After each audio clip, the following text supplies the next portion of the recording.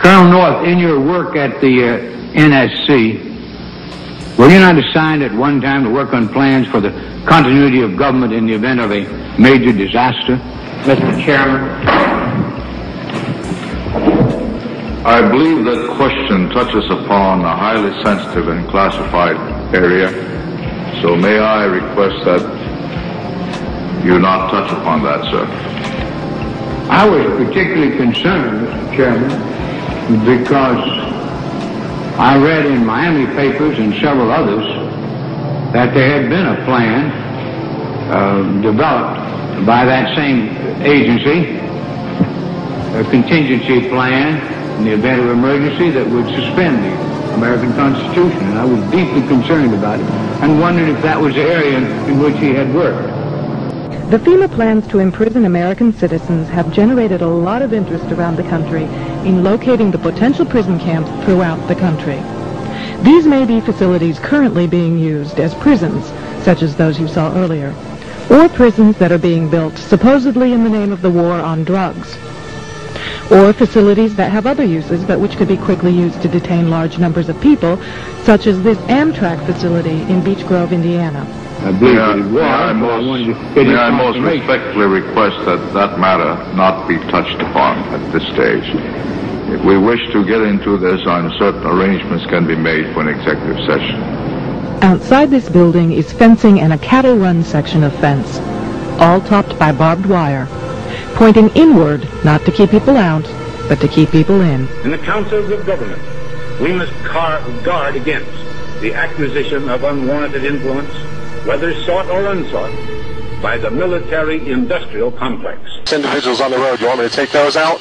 Take them out. This U.S. Air Force train indicates federal and military involvement.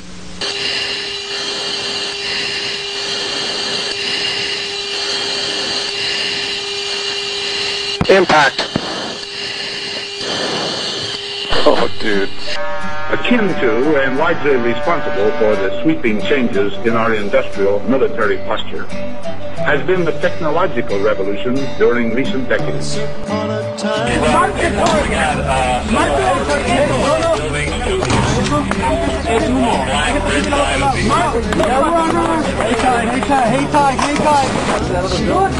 Fucking niggers.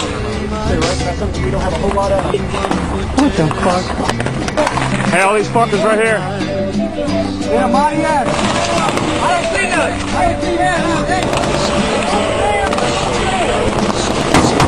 Right there, that bush just came down. Hey! Get some!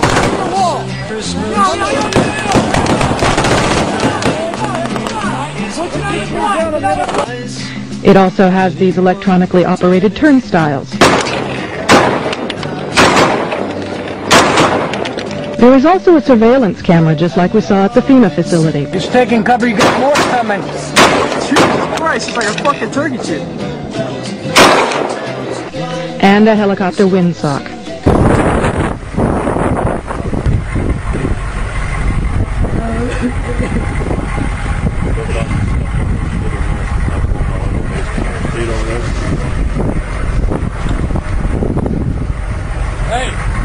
Among the most powerful of the companies operating in Iraq is Blackwater USA, a secretive company based in the wilderness of North Carolina.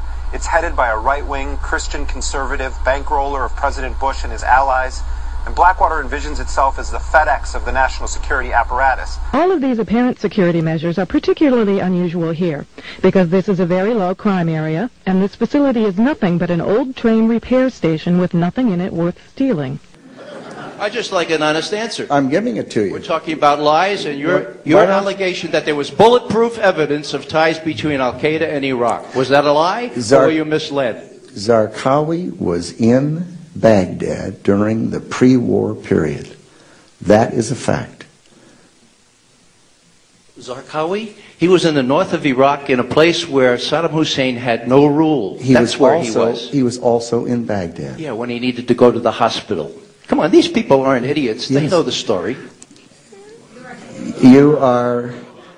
Let me give you an example. It's easy for you to make a charge, but why do you think that the men and women in uniform, every day when they came out of Kuwait and went into Iraq, put on chemical weapon protective suits because they liked the style.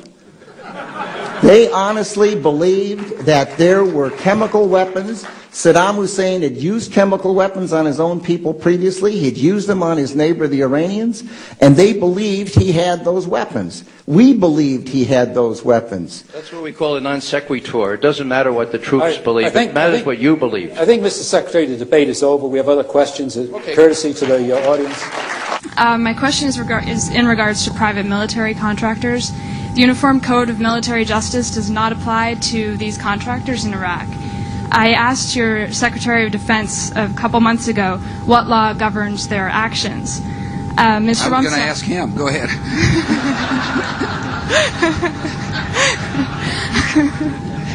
Help. Well, I was hoping your answer might be a little more specific. Mr. Rumsfeld answered that Iraq has its own domestic laws, which he assumed apply to those private military contractors. However, Iraq is clearly not currently capable of enforcing its laws, much less against, over our American military contractors. I would submit to you that in this case, this is one case that privatization is not a solution. And Mr. President, how do you propose to bring private military contractors under a system of law? Yeah, I appreciate that very much. I wasn't kidding. I'd pick up the phone and say, Mr. Secretary, I got an interesting question. This is what delegation, I don't mean to be dodging the question, although it's kind of convenient in this case, but never. I really will. I'm going to call the Secretary and say, you brought up a very valid question, and what are we doing about it? That's how I work. Thanks. Yes, ma'am. Inside the fenced area on the other side of the building, you'll see signs that say Red Zone, right up next to the railroad tracks that run the length of the fenced area. Inside this building, we see more of the motion-activated detectors, electronic turnstiles, and prison bars. And all of this is contained inside a fully fenced area, now 3 layers deep in fencing at this point. Blackwater's setting up a new facility in Illinois, another one in California. I was in New Orleans in the aftermath of Hurricane Katrina, and I saw Blackwater mercenaries speeding up and down the streets in unmarked cars, heavily armed with M4 machine guns, flak jackets, other weapons strapped to their legs. And when I talked to the Blackwater guys on the ground and asked them what their mission was in New Orleans, they said they were there to confront criminals and stop looters.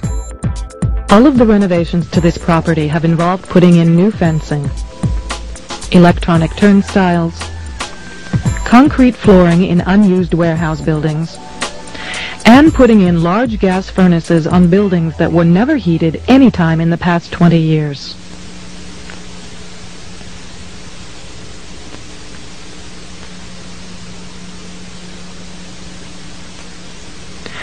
Outside this building is fencing and a cattle run section of fence.